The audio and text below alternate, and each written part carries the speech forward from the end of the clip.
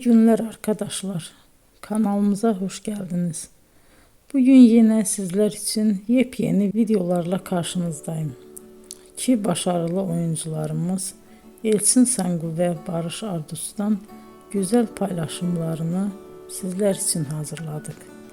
Elçin Sangu, Sevdim Alabora, Yalancı ve Mumları, Kiralık Aşk, İyi Günde Kötü Günde bu dizilerde rol almış ve herkes tarafından çok beğenilmiştir.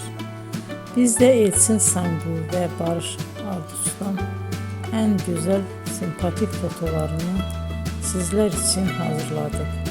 Bu karelerin devamını istiyorsanızsa emeğe saygı olarak kanalımıza abone olup yorum yazmayı unutmayın arkadaşlar.